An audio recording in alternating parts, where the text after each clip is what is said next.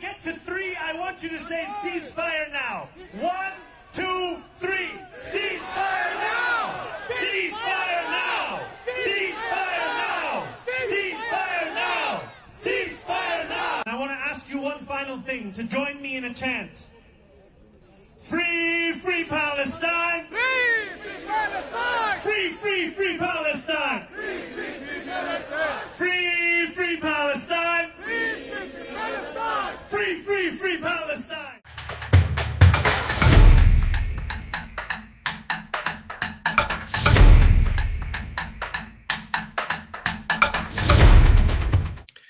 Well, we're honored to have with us today Mrs. Melanie Phillips. She's an esteemed British journalist, currently with the Times of London. She's a broadcaster and author of several books on defending the West, including The Builder's Stone, How Jews and Christians Built the West, and Why Only They Can Save It, and Londonistan, written in 2006. Melanie, welcome to the Viktor Frankl Podcast. Hello, very nice to see you today. It's so timely you wrote a book called Londonistan. We might now be looking at a New Yorkistan. Last week, we witnessed a political earthquake here in New York. A fellow named Zohran Mamdani, a democratic socialist, won the primaries for mayor of NYC. He refuses to condemn the term globalize the Intifada. He was co-founder of Students for Justice for Palestine in college, and he ran on the DSA platform, which accuses Israel of apartheid, colonialism, and military occupation, and supports BDS and calls for an end to American aid to Israel. He wants to defund the police, give out free food, and tax white people. Melanie, unfortunately, you saw this happen in England. When you published Londonistan in 2006, many dismissed your warnings as alarmist. How do you see those reactions now, nearly 2 decades later? Well, they are sadder and wiser people, the people who were saying that I was extremist and Islamophobic and all the rest of it. Because, I mean, I wasn't predicting anything. I never predict. I was merely looking at the situation and analyzing it as I saw it, and describing how it was unfolding. And it seemed to me quite obvious that unless it was corrected, it would lead to it would just escalate as a problem. The people who wanted to Islamize the West, to conquer the West for Islam, were at that stage in 2006 already well embedded, certainly in London. London was a kind of epicenter for this. It was, in fact, the place where Al-Qaeda was founded. And that's because Britain is, in terms of the countries of the world, has always been uniquely welcoming to dissidents. They believe that today's dissident is tomorrow's prime minister, and sometimes even today's terrorist is tomorrow's prime minister. So they've always had a very liberal outlook in that regard. And it's coming back to bite them. And I'm afraid to say that even now, with Britain really well advanced down this route, in all kinds of very frightening ways, the establishment still refuses to grapple with it and even refuses to acknowledge it properly. So I'm looking at what's happening in America, in New York, and especially, as you say, with this Mamdani individual, with great concern, but not a great deal of surprise, because I saw the seeds in America a long time ago. America, similarly to Britain, ignored CARE, the Council for American Islamic Relations, and they are very well embedded across the American scene. And I believe their supporters are embedded within successive administrations. And this was never acknowledged or thought about. Whenever I went to America, and I've been many times to give speaking engagements, people always said rather pityingly, how are things in Europe? It looks really bad. And I would say to them, well, it is bad, but you're not far behind. But Americans seem to believe they were invulnerable against all this. And I'm afraid they are now having a bit of a wake-up call. Yes. Let me play for you a video that just came out of a fellow in Glastonbury. He was a fellow named Bob Villain, and he said these things. He sang the song against Israel in the West. Let's just listen to it. Free, free! Free, free! All right, but have you heard this one, though? Death to the IDF! Death to the IDF! Death to the IDF!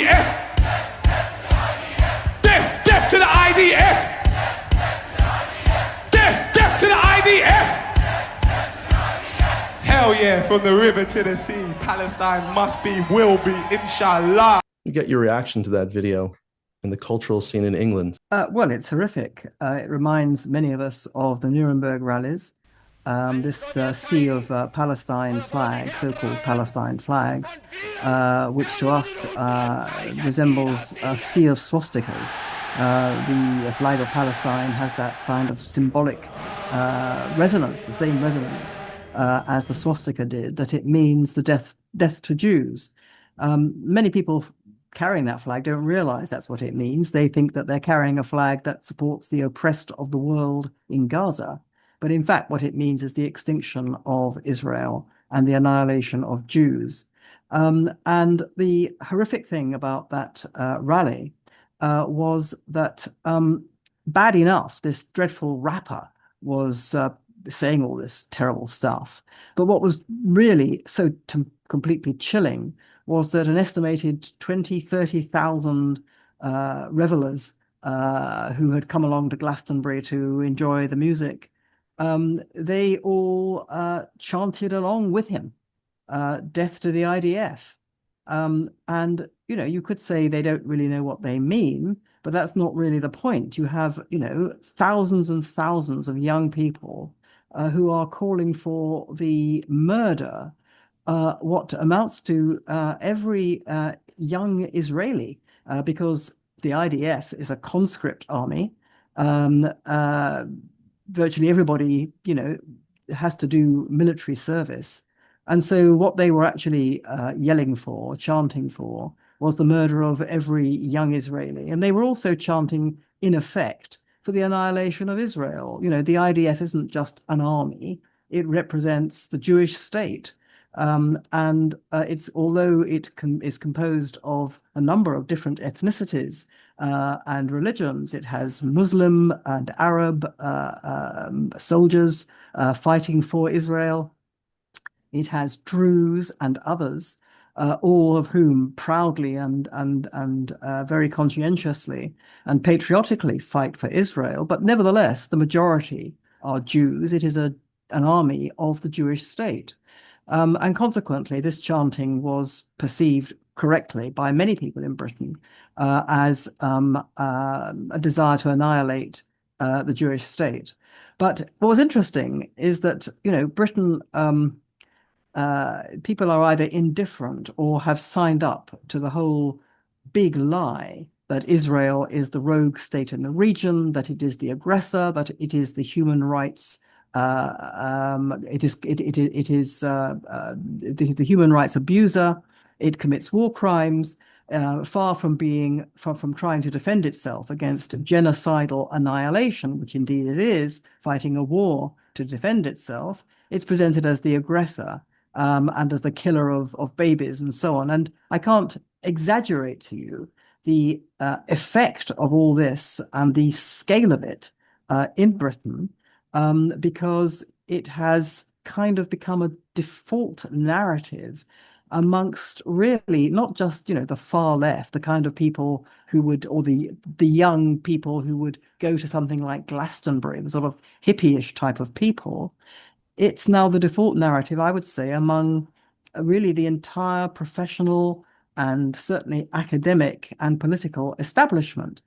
Now, this is a terrible thing that British Jews are living with, and it's accelerating and deepening and worsening virtually by the day. What was interesting about the Glastonbury spectacle was that almost as one, Britain rose up and said, this is abhorrent because this has crossed the line. You cannot have the public call for the murder of anybody. And so finally, there was a red line in Britain that was crossed. So, I mean, I'm a little bit cynical, to be frank. I mean, it was nice to hear that people, you know, responded to this at least and said this was a line that's been crossed. But, I mean, the reason it was crossed is because of the culture that has been pumping out incendiary lies and incitement to hate Israel, which is presented as evil. And consequently, all Jews who support Israel, and it's assumed that most Jews support Israel in Britain, they're also handmaidens to evil, and so they are targets for attack. And this is what has produced a kind of atmosphere which has legitimized the kind of thing that we saw at Glastonbury, even though, as I say, there was a reaction against it. But nevertheless, the culture has indeed legitimized it. Yeah, and those people at the concert were not necessarily Islamists. They were people just going to the concert. On the contrary, they were mainly white, middle-class, well-heeled young people. So, Melanie, help us understand this from your perspective. How do Islamic fundamentalists team up with the radical left to destroy the West? I mean, we see here in America, we see Mamdani supported by Tlaib, AOC, Ilhan Omar. They're working together. How did this happen, and how do we stop it? It is surreal, isn't it? Because they're marching shoulder to shoulder. You have, white-skinned left-wing radicals marching shoulder to shoulder with Islamists who would take the head off their shoulders in different circumstances because they stand for and practice in their lives values which Islamists find inimical. So it is bizarre, except that it's not really bizarre because it's quite obvious. The most obvious thing is that both are marching shoulder to shoulder because both have a common aim. The common aim is the overturning of the Western order, the destruction of Western civilization, Western culture, and its replacement by something else. Now, both of them, the Islamists on the one hand, the white radicals on the other, they have a very, very different idea of what the society is that they want to put in place. The white radicals want the kind of John Lennon type utopia of the brotherhood of man, no war, nothing to fight or die for, no divisions, no nations to divide us, no religions to divide us. We're all basically one happy global family. And we can do our own thing, and we can be gay, and we can be straight, and we can be queer, and we can be transgender, and we can be living with many partners, and so on and so forth. And that's the kind of society they think they want to bring about. The Islamists, of course, want to produce the rule of Islam on earth. They want to Islamize every society that's not Islamic, which means that every society, in their view, would have to live under Sharia law, which requires submission to a set of rules which basically have absolutely nothing whatsoever in common with the West. They deny human rights. It is a savage, cruel and barbaric system. So you couldn't imagine a greater contrast between these two distant scenarios. However, they're both marching with the same purpose, to overturn the West, and they're both using each other. That's the first obvious similarity which binds them together. But then there's another similarity, I'm afraid to say, which is that the Islamists are fueled by murderous, indeed genocidal hatred of the Jewish people and the desire to annihilate the state of Israel. And the white liberals are motivated by the same kind of animus. Well, you saw the same coalition that just put Mamdani at the head of the ticket. In New York City, the people that voted for Mamdani primarily were white, highly educated liberals from very wealthy neighborhoods. How do you understand that now? Well, it's the same thing. They don't realize that what Mamdani. I mean, I think Mamdani is a slightly, I've looked at him obviously from afar, but with considerable interest. He reminds me of Obama because he has the same kind of appeal. Charisma. He is absolutely. Charisma. He is charismatic. He is young. He is handsome. He speaks very, very well. He's so articulate, and he's very persuasive, and he's charming. Charismatic, absolutely. And he very carefully ran on a platform designed to appeal to New Yorkers who are fed up with everything. They're fed up with the cost of living, basically. They're fed up with being priced out of housing. They're fed up with crime. Now, it's very interesting because, in fact, Mamdani, as you know better than I, has in the past called for the defunding of the police. I think he was quite quiet about that. on this when he was campaigning. But nevertheless, he positioned himself as somebody who was going to kind of bring order out of New York chaos. And he came up with a whole menu of ludicrous promises which can't possibly be kept, but they sounded attractive. And it sounded, I'm sure, of what I've been reading about the reaction, it sounded like, like he was speaking to us, he was speaking our language. And frankly, looking at who he was up against, I mean, this was the terrible thing. Andrew Cuomo, a failed politician. I mean, you just look at him, an absolute sleazebag with a terrible reputation. He's a failure. Why on earth would anyone vote for him? So what on earth was the Democratic Party thinking of? Answer, they saw nothing wrong with Mamdani. For them, he was an ideal candidate, charismatic, speaks the right kind of language, likely to appeal to like a Pied Piper to young people. What's not to like? Because the real problem, it seems to me, is the Democratic Party, which has become totally corrupted. I mean, morally and politically and intellectually corrupted over many, many years. It has totally lost the civilizational plot. And that's why, they were perfectly happy with Mamdani. And I'm sure they are concerned by the kind of blowback that appears to have been happening since then. But nevertheless, the problem is not Mamdani. Mamdani is the outcome of the problem. The problem is the Democratic Party, and looking again back to Britain, the problem is that the whole progressive wing of politics in Britain and America, represented in America by the Democratic Party, in Britain by the Labour Party, has gone to the bad. It's lost the moral and political and intellectual plot. It has signed up to a set of ideologies which are, first of all, inimical to the flourishing of Western society. They're based on the idea that the West is founded in the original sins of colonialism and racism and exploitation and all that, and it has to be overturned. And that's led them down various rabbit holes.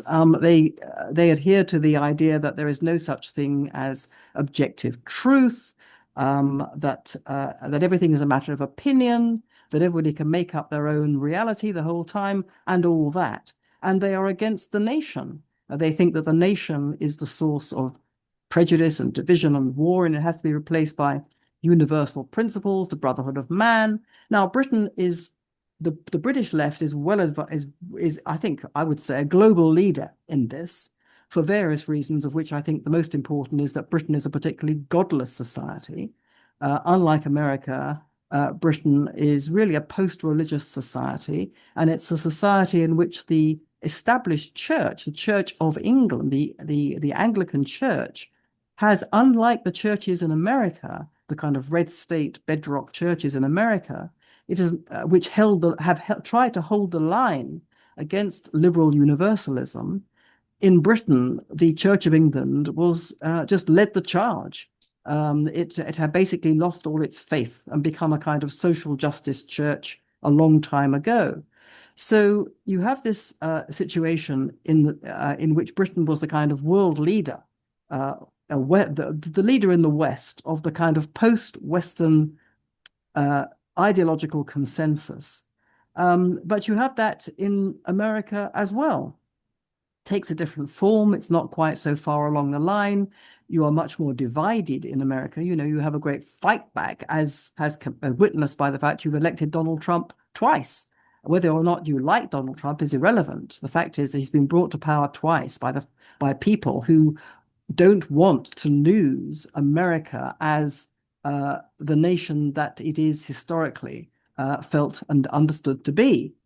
So you have this problem that the whole progressive wing of politics has lost the moral plot, lost the political plot, has abandoned, I would say, conscience, justice, right and wrong, and rationality. You cannot bring facts to bear with these people. They won't have it.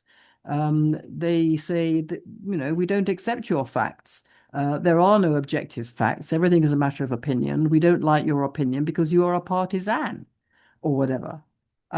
So that's what's happened to the West. And so the Democratic Party has absolutely gone down that rabbit hole, and Mr. Mamdani is the outcome. Right. And in your new book, The Builder's Stone, you advocate that we have to strengthen Western civilization. Could you please define for us, what do you mean by that? What is Western civilization? Well, what I actually mean by that is civilization. It's civilized values that we all, whether we are religious or not religious, we in the West understand them to be civilized values. What do I mean by civilized values? Well, they're fairly fundamental. Respect for human life, political freedom, democracy, the rule of law grounded in the consent of the people, which is what democracy is. Compassion and conscience, and putting others first, so you build community, so that you don't have a war of all against all. You have a cooperative society, and these are not. I'm sure we can think of other basic values. Perhaps personal responsibility, women's rights, and so on. Yeah. Personal responsibility, and I think that over many decades, I have charted the ways in which the intellectual elites and political elites in Britain having decided that the West in general and the Western nation state in particular are grounded in bad stuff and have to be replaced. I watched them take a wrecking ball to the institutions that keep the cultural show on the road, institutions such as the education system. The idea that the education system transmits the culture down to the next generation, which is what education is, because you want the culture to continue. Well, if you don't want the culture to continue, then you can't have that for education. So I watched and charted over many decades education being transformed into a vehicle for propaganda, for remaking the world in ways in which children were taught that's how the world should be. So that was education, family, the traditional family, the married family, went down the tubes on the basis that it was cruel and wicked to women and to people who lived irregular lives. I have nothing against people who live irregular lives. I think people should be free to live exactly as they want. However, for a society to abandon the core rules of a society that keeps the society's show on the road, which is the married family, which is the best system. Okay, it's not perfect. It breaks down sometimes and it produces casualties, of course. Nevertheless, it's the best system yet devised for producing autonomously motivated. I mean, people who are able to function as autonomous individuals, psychologically healthy individuals in the next generation. And it was destroyed. So I watched all those things happen. And it seemed to me, having watched, education, family, the idea of the nation go down the tubes, replaced by lifestyle choice, everyone makes up their own reality, no such thing as truth. The Western nation has to be replaced by universal values. And it seemed to me that it was obviously taking pot shot at the core values of that society. Now, the core values come from, Christianity is the foundational creed of the West, but Christianity didn't come from nowhere. It is actually an offshoot of Judaism. Judaism is its parent. And the kind of values that I'm talking about actually were created by Jews, by Judaism, by the Jewish people. Now, I would say these values are civilized values. These values aren't just values that made the West. Western civilization is a specific thing to do with the West.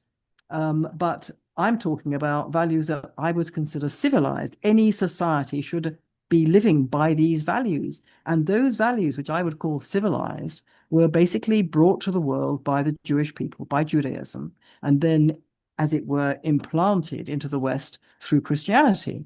So uh, that's what I mean by Western civilization. I mean actually civilization, civilized values itself. And as the West goes down, civilized values are going with it. Freedom, women's rights, the ability to have children protected by the school system, not to be propagandized against, and so on. We're definitely seeing that in America. And I've seen that in the realm of psychology. As you know, I'm an author on the book about Viktor Frankl, and I've seen psychology turn dramatically to the left. It talks all about the self, self-fulfillment, self-esteem. Yeah. Indeed. It's all about the self. It's all about hyper-individualism on the basis that that's what makes us happy and fulfilled. Okay. Well, it doesn't, actually, because one only has to look at the record amounts of deep psychological distress being exhibited, particularly by young people, but also by many others. Rates of depression and eating disorders and acting out of distress, drug abuse, suicidal ideation, suicide. Absolutely. And I would say also, promiscuity, the desperate attempt to find a relationship, as it's called, that produces love. And people don't understand anymore what a relationship actually amounts to and what it involves to keep it going. And they certainly don't understand what love is. It's all to do with the self. Now, I've said in the book, and I quote Viktor Frankl in the book, in my book, because it seems to me, and I don't wish to denigrate for a moment the sort of, the clinical pathology of some of these ailments, but it seems to me, looking at all what's going on, that first of all, you've got all this psychological distress. And then you've got a tremendous amount of young people desperately trying to find a purpose, an ideal. So a meaning in their lives. It's climate change. This is something about which they can do absolutely nothing. What they could do something about is looking after each other, looking after the people closest to them. But no. They throw those people aside, and instead they concentrate on climate change. Okay. Now, there are other examples one could bring to bear, but it seems to me, looking at it in the round, you have young people in particular desperately searching for a meaning to their life. It is the great cry for meaning. They are attaching meaning to all sorts of stuff which never gives them meaning and purpose, because it's all based on the individual. And if you base it on the individual, if you base it on yourself, it's never enough. You can never get to where you think you should be getting to, because where you think you should be getting to is a kind of fantasy. So what creates real meaning and purpose in life is things like challenge and difficulties. I'm not for a moment suggesting that it's nice to have difficulties and that people should suffer, but nevertheless, without challenge, without pitting yourself against something, you don't have meaning in your life. Without having to overcome obstacles, you don't have meaning in your life. If everything's given to you on a plate and all obstacles are taken away, all difficulties, all barriers, all codes that tell you must not do X and Y, well, then where does it end? You'll go on and on trying to find something which gives you some sort of purpose, because you don't get it from that. And so it seems to me that what we're living through is the great cry for meaning. And it's coming out in all sorts of strange ways. Western secular society got rid of God on the basis that religion was the great impediment to happiness and fulfillment. Okay. What do they do instead? They thought that they were, going to be free and happy. Okay, we just discussed how that wasn't actually working out so well. But they thought also that, people who are religious are really stupid. They're really dumb. They're really backward. And anyone who's intelligent knows that that religion is bunk. It's all superstitious mumbo jumbo. And we, the sort of liberal progressive, know that, what should govern us is reason, rationality. That's our highest calling. Okay. And what do we see as one of the fastest growing movements, certainly in Britain and I think possibly in America, witchcraft. I mean, who do they think they're kidding? I mean, witchcraft? We have the rise, certainly in Britain, of paganism. We have the rise in things like astrology. I mean, people are not, they haven't gone from belief in God to an age of reason.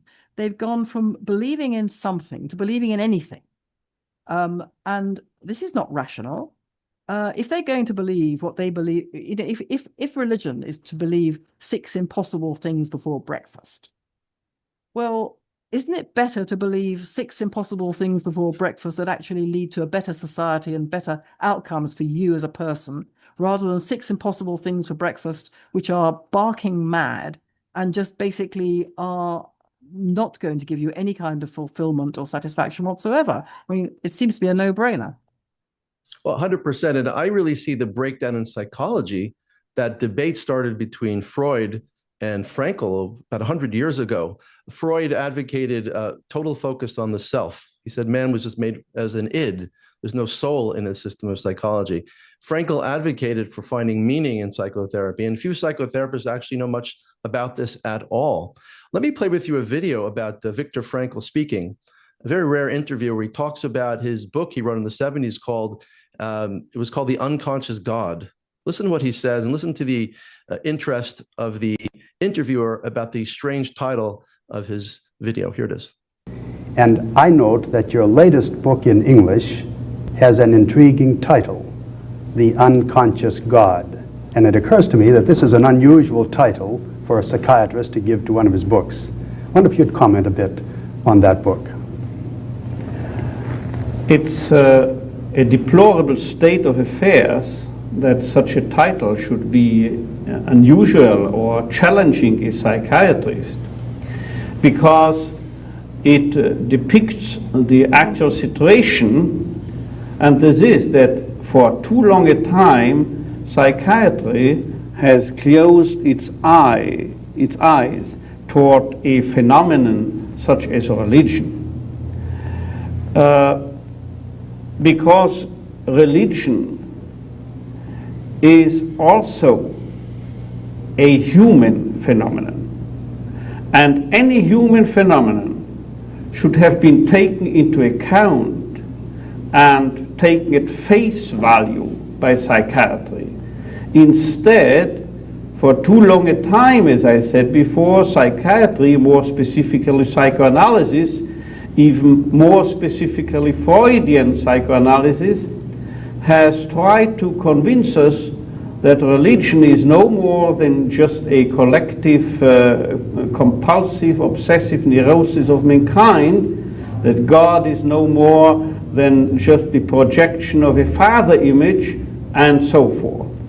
And what I think is that psychiatry, or for that matter psychology, should remain open without selecting certain phenomena that it allows to be existent. It should be open to all human phenomena. And one of the most important phenomena in human life is man's reaching out for a meaning to his existence. And even more, he's reaching out for an ultimate meaning to existence. And this believing in the existence of ultimate meaning is the root or the crown of religion. What's your reaction to that video of Viktor Frankl? Well, first of all, it's fascinating to see Viktor Frankl in the video. Very interesting indeed. But yes, he's making an absolutely valid point, and it's particularly resonant today when religion is so disparaged. I mean, he was basically saying that psychiatry disparages religion, but today in Britain especially, as I say, religion is associated with all bad things, and it's assumed that you can just dispose of it. It's assumed that the values that I would call civilized are independent of religion, that you can have the good society based on civilized values without religion, because these values are kind of programmed into us in that kind of part of our DNA. They are considered to be universal. And of course, they are not universal at all. They are particular to the West. They are particular to biblical values. They are particular to Judaism and Christianity.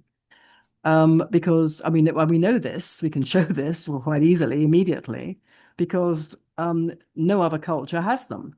There is no other culture in the world that has these values.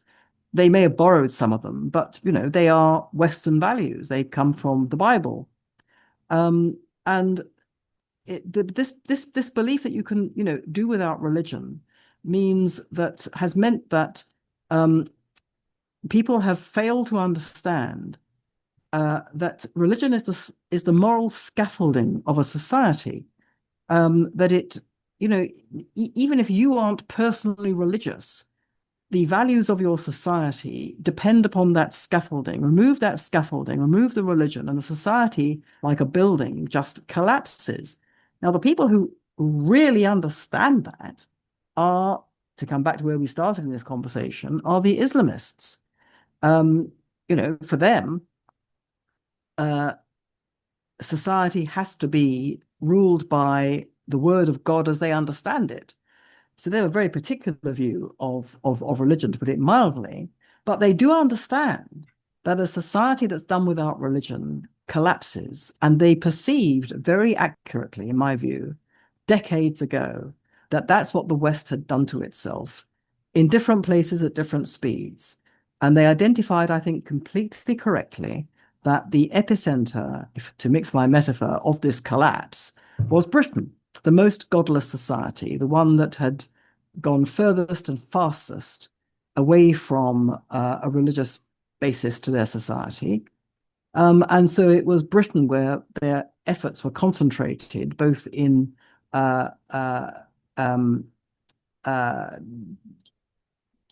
introducing terror and intimidation, and also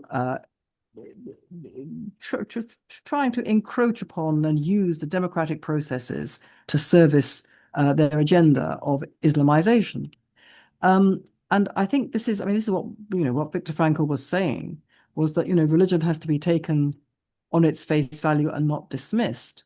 In Britain, people are very frightened of this. They think that as soon as you start talking about religion, then someone's going to start saying, you've got to become religious, you know, you've got to be converted. I'm certainly not saying that in my book. I'm saying in my book that I would hope that people of no religion, as well as people of religion, can agree that the values of the West are civilized values, and they have to be fought for.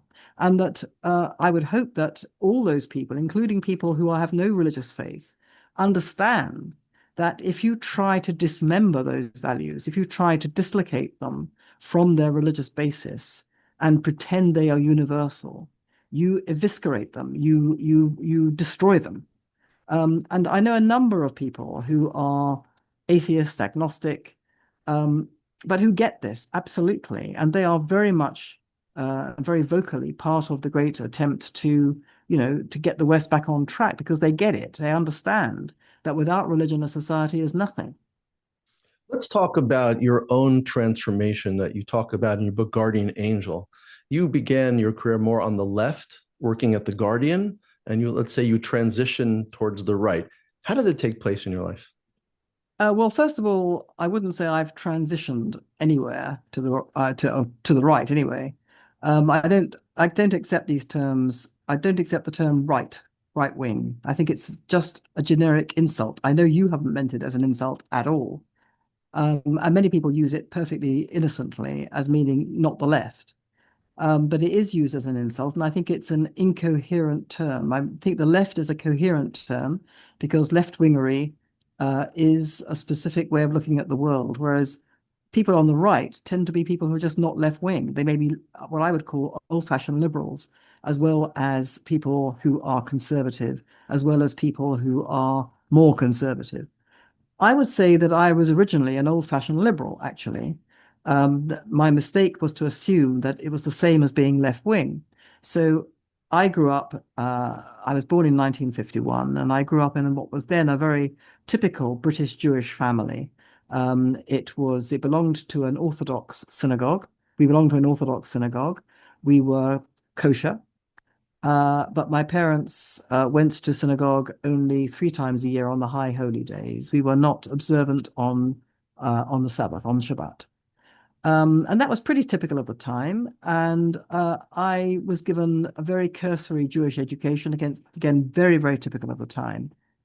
And the point was that my family was, I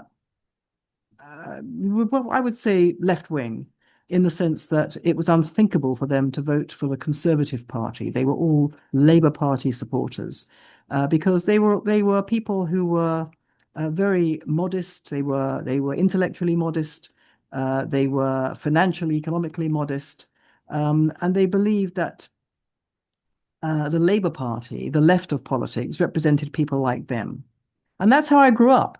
And I also believed that people on the left were people who, because they were grounded in people who didn't have very much, they were people who naturally looked after each other. They had a sense of community. They had a sense of obligation, whereas people who weren't on the left didn't have that. They tended to be rich. They tended to be selfish. They tended to be people who just looked out for themselves. That's how I was brought up. And when I grew up, became a journalist, I was very, very happy to go to work for The Guardian, which is the kind of media Bible of left-wingery in Britain. Kind of like, would you say, the New York Times in America? It's more so than the New York Times. More so. Much more so. Much more so. More ideological than the New York Times. And as I say, I assumed that I was among like-minded souls. Because we all believed in the same things. We all stood for, I thought, we all stood for truth against lies, the persecuted against the persecutors, right against wrong, justice against injustice, compassion for the vulnerable. I still believe all those things that I believed all my life, I still believe. And I came to the conclusion, it wasn't a conclusion, it was a shocking realization in 1982, approximately 4 or 5 years after I joined The Guardian, that people I thought were marching alongside me under the same banner were actually on the other side. And what brought that about was, in fact, a Jewish issue. Now, I had never at that time been to Israel, never wanted to go to Israel. It wasn't my thing. I was in my professional life, I wrote about domestic social issues. I didn't write about foreign affairs. Israel was, a country that my family supported. We had a collection tin in our kitchen, as many Jewish families did. But as I say, we had never been there. And it was a country like for other Jews who were less privileged than us. We were living in the Golden Medina. I know that you Americans all thought you were living in the Golden Medina, but we also thought that in Britain. We were until about a week ago. Indeed. And so I wasn't paying a particular degree of attention to what was going on in Israel, but I was aware that in 1982, there was a very, very difficult war in Lebanon. I was aware that Israel had got itself into difficulties in that war. I was aware, however, that whatever difficulties and whatever mistakes it had made in that war, I was aware that it was a defensive war, as indeed all Israel's wars are defensive, because at that time, the Palestine Liberation Organization, a terrorist organization, had encamped itself in Lebanon, and from there was directing terror attacks to Israel. And so Israel felt it had no option but to go into Lebanon to clear it out. So I understood it was a defensive war, even though it might not have been prosecuted well. And I was horrified to find that among my colleagues on the left, Israel was presented as the aggressor. And it was the very first time I heard the Israelis described as Nazis. And to me, that was just crossing an absolute line, obviously, because it was bizarre and appalling. I mean, how could they possibly be Nazis? And I was a very different person then. I did not have the level of understanding that I have now. And I was also very concerned by the fact that there seemed to be a double standard at work. Around this period, during 1982, the then President Assad, who was the father of the Assad who was deposed not long ago, caused to be killed between 10 and 40,000 of his political opponents over a period of about 2 weeks. I think his son beat him on those statistics. Well, indeed. 40 years later, yeah. Well, indeed. But nevertheless, it was, a thing. 10 to 40,000 people just mown down in 2 weeks. And at The Guardian, it was met with a shrug. It was a down page, foreign pages news story. That was all. No comment, nothing. Not front page news. But whenever Israel in Lebanon killed 3, 4, 5 Palestinian Arabs, it was a front page splash, and there was, a furious editorial, and there were outraged op-eds. And so I said to my colleagues, I was then an editorial writer, and I said to my colleagues one day, why do we seem to have a double standard? And they all looked at me as if I'd crossed a line, which indeed I had. From that point, I was a marked person. And they said, well, of course we have a double standard. People in Syria, the developing world, aren't brought up to have the same values as we do. And we assume that you are like us. And I had become immediately you. You're no longer we, now you're you. No longer we. I became you. We assume that you are like us. I mean, really? I mean, what? What are they talking about here? You are like us? What, the Jews? We assume that you Jews are like us? I mean, what was this? And they went on, so like us, we all believe in things like, the sanctity of human life, human rights, all those things. But the developing world, the Syrians in the developing world, don't believe those things. They're not brought up to those things. So we can't judge them by our standards. That would be racism. And I said, what are you talking about? If you are saying that people brought up in the developing world aren't entitled to the same rights to life and liberty as we are, to me, that's racism. And from that moment, something very profound changed in me, because I realized that they were, first of all, anti-Semites. What is this? You tell us. And they also said, you say that you are more moral than us. And my goodness me. I mean, these were, liberal anti-racists to the core. And this is what they come up with because I have dared to question the double standard, which they then go on to support and to endorse on the basis that people in the developing world aren't as human as they are. And I realized that they stood for everything that I was against. But it took me a very long time to separate myself from them. It's a bit like waking up one day finding your family has abused you, is abusing you, and you can't believe it because they're your family. And if I now believe they are abusing me, it means that for the last several decades, I've been living in a fantasy world, a fool's paradise, a make-believe world. I mean, what sort of idiot am I? It's all that. It's very hard to take that on board. And it's very hard to leave people who are your family. But they left me. From that moment, I was a marked person. I then, because I was kind of freed from believing that what they stood for was a kind of moral touchstone, I then started to look at issues in a much more objective fashion, which is when I started to write about the onslaught on education and family and nation, all those things. And consequently, I was kind of sent into internal exile. I became an unperson. I was cancelled, basically. But it took me a long time to free myself, nevertheless, from it all, but eventually I did. So I wouldn't say that I've moved to the right. I wince when I hear that. I know you didn't mean it in that way. But to me, I moved from a view of the world which was a kind of fantasy, in which it was dishonest. It was pretending the world isn't as it is. And it was inventing stuff that was untrue and being horrible about people who did stand for reality. And so it was a progression from fantasy to reality, actually, is how I would prefer to think about it. And what's your advice now for American Jewry? Many of those who have been supporters of the Democratic Party for perhaps 75 years right now. Well, I was in America fairly recently doing some speaking engagements about my book. And so I met a number of American Jews. And almost by definition, the kind of people who would come to my talks are people who are already prepared to listen, at least to what I have to say. So I wasn't, well, by definition, I wasn't reaching the kind of people that you're alluding to, who are implacably wedded to the ideologies of the left.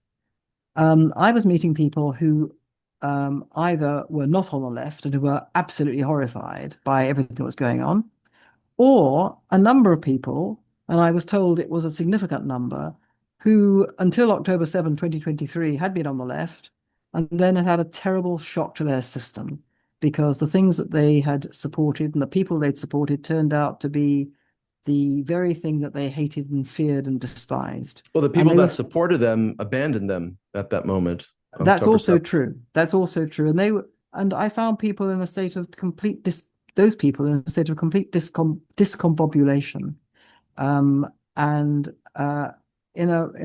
I sympathize because it wasn't so different from what I'd gone through all those years ago, although over a longer time scale. Now, as I understand it, some 70% of American Jews vote for the Democratic Party and would not dream of voting for the Republican Party. And those people, I'm afraid, have drunk the Kool-Aid because not only have they subscribed to ideologies which I think are fundamentally anti-West and anti-Judaism, all of them. They've told themselves that they're actually Jewish values. They've kind of tried to square the circle by using this term tikkun olam, which in my view, they have abused dreadfully, and pretending that values which are all about the individual and realizing individual demands, meeting individual demands, and accepting or believing that reality is whatever you make it to be, and that anybody who doesn't agree with you has to be suppressed, and that every kind of lifestyle choice is perfectly valid, and you cannot say that any one creed or value system is better than any other. This is all based on ideologies which replace truth by power, and which are inimical to Judaism, and which are destroying Judaism among those people. They may hang on to the outward show in a kind of sentimental and superficial way, in terms of food, dress, speech, whatever. But it's entirely superficial. Their children, their grandchildren will no longer be Jewish, increasingly. And that's a great tragedy. Can those people be brought back? I doubt it, but it's possible, and I think one should try. The problem, I think, with the Jewish community in America, as indeed in Britain, is that the people who do get it are silent. They're not prepared to speak up and speak out. There is this terrible feeling that the single worst thing that Jews can do to themselves is to be disunited. That is the thing that has destroyed us in the past. Well, actually, I would disagree. Certainly, disunity is a terrible thing. Without doubt, it weakens a community dreadfully. Without doubt, it is to be avoided wherever possible. Sure, you patch up, you make do, you make alliances, you have to get on. True. But if you take that view with people who are aggressively standing for, values which are a dagger to the heart of Judaism and to the Jewish people, then you are embracing your own cultural suicide. You can't do that. There is something worse than disunity.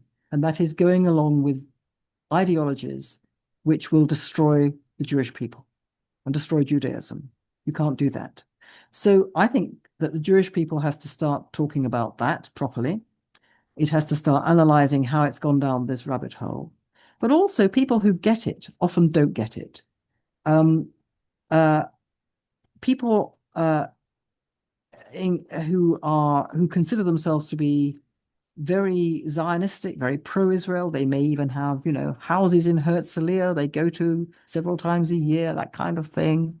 They have family in Israel and so on and so forth. But they've drunk the Kool-Aid, especially in Britain. I'm told by a number of these people, well, of course I support Israel. Of course I understand. And of course Iran is terrible. And of course we have to defeat the Hamas.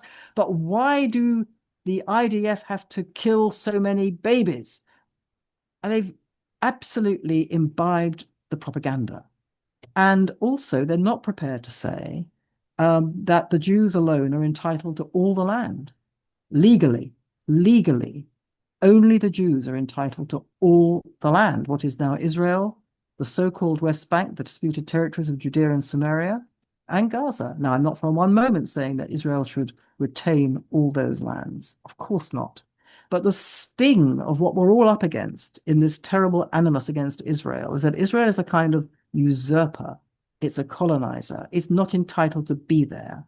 And even if people think it's entitled to be inside what is the state of Israel, it's not entitled to be in the West Bank. And it wasn't entitled to be in Gaza. We'll leave Gaza to one side. The Israelis came out of Gaza in 2005. But the disputed territories of the West Bank, so many Jews don't want to understand that it's not extremism to say that only the Jews are entitled to that land. It is what is legally the case, historically the case. Now, unfortunately, because so many diaspora Jews are ignorant of these and many, many similar other facts about Jewish history in the Middle East, in the land of Israel. And they are timid, understandably, very frightened. They want to sort of placate the surrounding society. They don't stand up and say these things. So it's going by default. And the final problem that the Jewish community has in America and in Britain is that even among kids who have Jewish education, it seems to me, and I'm speaking, I'm sure, ill-advisedly because, I'm not American, but so many American kids who've been through Jewish schools really don't know enough about what makes Judaism great. They're taught so many things which are to do with procedure, the procedure of Judaism, how to conduct yourself as an observant Jew. And that's great, that's fine. But they're not taught much Jewish history. They're not taught much Jewish ethics. They're not taught Jewish values. They're certainly not taught about the unique and irreplaceable contribution that their Jewish values have made to the American and British society, the West that they live in. And consequently, they're ignorant. And when they are attacked, they don't have the wherewithal, they don't have the language to deal with this because they don't know enough about Judaism itself. This is a tremendous failing. This is all a tremendous failing by Jewish leadership in America and in Britain. It has done such a terrible job in educating its own community, let alone the wider world. And that's why your book, The Builder's Stone, is so incredibly important, because it gives people the understanding of what the issues really are: returning to values, strengthening Judeo-Christian civilization, understanding the left, how it operates, and being more pro-Israel from a proud perspective. And as you mentioned, a legalistic perspective as well. So if people want to follow your work, how do they get your books, and how do they follow you online as well? Well, some of my books are still in print, but the current book, the new book, which was published in January, The Builder's Stone, is only available through Amazon. You go to Amazon, you buy the book, and then they print it. That's how this works. It's called print on demand. It's published by an American publisher called Wicked Sun, based in New York. But you get it through Amazon. You can find Londonistan is still in print. You might find it in a bookshop, but you can certainly get that on Amazon. And also a previous book I wrote, The World Turned Upside Down, The Global Battle Over God, Truth and Power, which kind of predates The Builder's Stone in terms of its theme. That was published, I think, in 2010. That's also available on Amazon. For my work, my journalistic work, I have a website and I write a fairly regular blog. I put all my work on my website. The website you can access by going to melaniephillips.substack.com, and you can find pretty well everything I'm writing there. Melanie Phillips, thank you so much for joining us today on the show. Thank you very much for having me. It's been a pleasure talking to you.